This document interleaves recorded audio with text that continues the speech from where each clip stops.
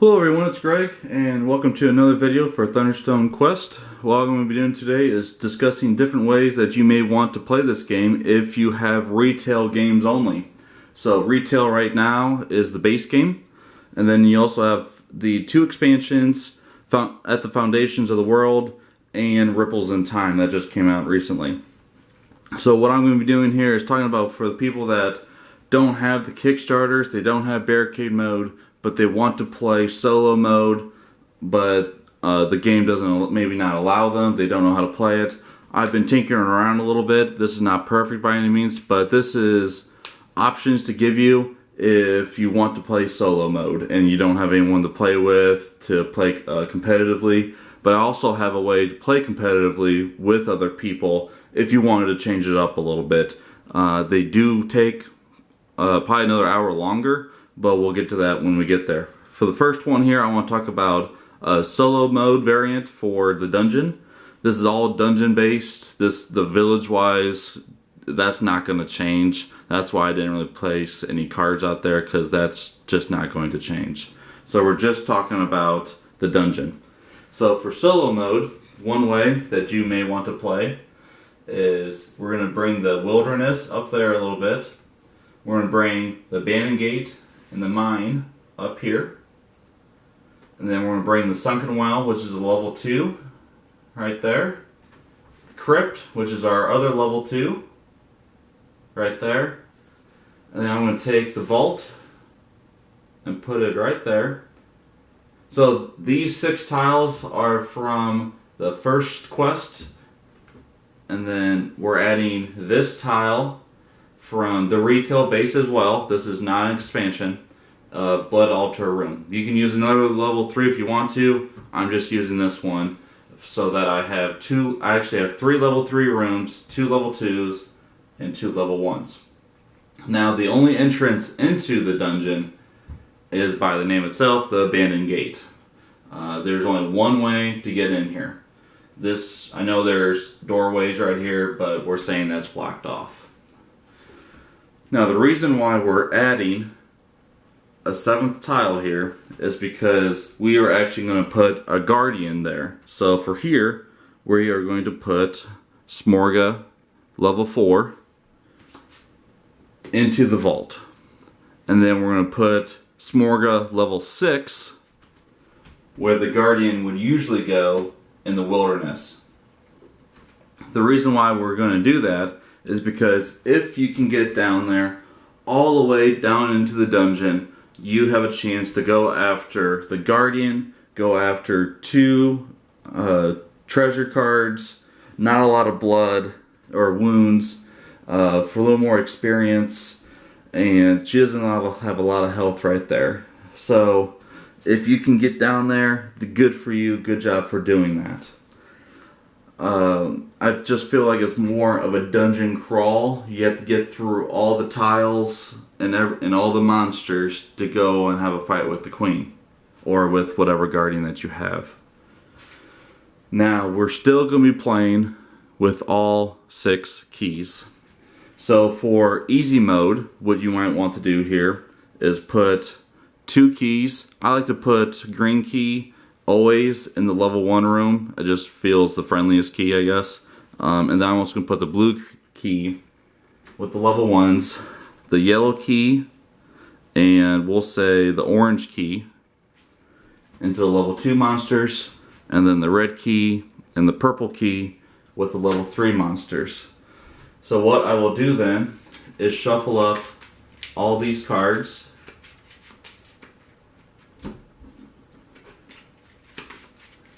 Get that key shuffle nice in there. And we're going to be playing for all 6 keys. And the objective will be to unlock Smorga so that she can also come out. If she doesn't, then it is what it is. Because then she will come out when the 6th key has arrived. So what we're doing, so these are level 3s. Our level 2s are going to go on top of the level 3s, and the level 1s on top of the level 2s. I use this from Thunderstone Advanced, Thunderstone Numenera. the solitaire play, solo play, and so this is where I'm getting this from, and that's how I gathered this idea. So what's going to happen for our first playthrough, or our first round, the dungeon is not going to be filled. And so after we get done with our first round, we're then going to fill up one room from the throne room. And then when another turn is done, we're going to fill it up again. And we're going to continue that as they go through the dungeon. So I'm going to fill all these up here. Alright, so now we have all level 1 monsters in the dungeon. And let's say we have not been able to go down there at all. We cannot get a good hand together to go fight these monsters. So what's going to happen is, when the turn is over, this monster that's the abandoned gate is now released into the wild, into the wilderness, and we can no longer fight the monster. We will continue to advance, like so. So at the end of the game, the amount of levels that you release into the wild is the victory points at the end of the game for the monsters, for Smorga. So you want to have more victory points than the monsters. So as you can tell, this is the easier play because, yeah, you may be letting level 1s go, but it's not going to be a big issue at the end of the game. Now let's say we mix the monster deck up completely, so now we have level 3s and 2s coming out at the same time. It can get really challenging. So let's say I defeated this monster in the abandoned gate. So my champion is here. I defeated the monster. He is now defeated. If you want to have it at a super easy level, you don't have to fill up the dungeon as previous games. Or if you want to continue it, I would really suggest continuing it because it can get a little too easy at that point. Is keep on filling the monsters. Because Smorga is telling her monsters, you guys need to get out there and cause havoc. So we will continue that. So you can keep on going through the dungeon, but as you can tell, you're going to have to deal with all of these moving through the rooms, moving through the dungeons. And it's going to be a little more difficult because of their monsters' abilities. So you may have to deal with these serious effects that may affect how you play it. So we'll let this one go. And now we have a blue key. We have found a blue key, but the only problem is a kobold shaman has possession of it. So now finding the key is not automatic from component from the dungeon deck. We have to defeat this kobold shaman in order to gain the key. So as these monsters continue to go through, I'm just gonna keep on doing this. So this monster is going to continue to go through it all. Now let's say he manages to get all the way to the abandoned gate. And let's say we cannot defeat him. Well, we just lost a chance at a key. We have to find 4 keys. You can make it more difficult if you want to. 5 keys, 6 keys if you want to. But for base game, I'm going with is 4 keys in order to have Smorga also come out as well. So, and if you grab it, if you're able to defeat the monster that has the key, excellent job, put it to your side, and you have found 1 or 4 keys. So as you continue to go through the dungeon, you'll keep on finding more monsters, they'll keep on getting more amped up. Now if you're able to go all the way down here to the vault where Smorga is, congratulations, you can now fight. I'm going to zoom this in a little bit for you. Apologize about that. So you can fight Smorga, you get the rewards, and then for the vault you go back to the level 2 room with hopefully not a lot of wounds. Excuse me. And then let's say either you find 4 keys in the deck, or you have gone through the entire deck. If you've gone through the entire deck, Smorga does not also come out to defeat her. If 4 keys come out, the deck will. You can kind of leave it up to you if you want to bring her out, and then this will be the final one, or you can wait until the entire deck is done. She will be the final monster to go through it until you go after the Smorga level 6 one at the very end. So that is one way you can play it. I know it's more detailed, but I want you to get a good understanding of how to play this. So that is a solo variant of Thunderstone Quest when you just have the retail. This is retail only. So I'm going to reset this real quick. I hope you all try this and maybe you'll enjoy it. Maybe you have ideas of how it can improve. I'm still working on ways to improve this as well. And then when I find maybe a better way, maybe this is the way, I can post another video about that as well. Now, let's say you don't have a very large table. This game takes up a lot of space. You can also wrap the dungeon around, like so.